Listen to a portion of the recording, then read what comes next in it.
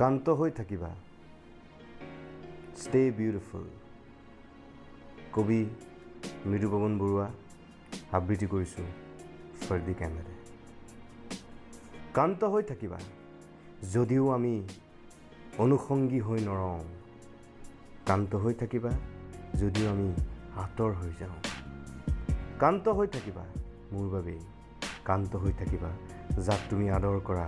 তেওঁলোকৰ বাবেই কান্ত হৈ থাকিবা কিয়নো কোনোদিনে হয়তো তুমি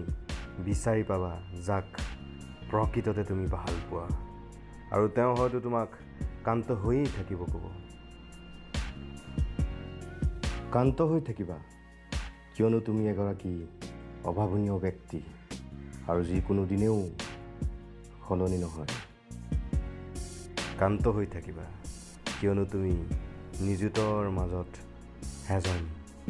কান্ত হৈ থাকিবা কাৰণ সেয়াই তুমি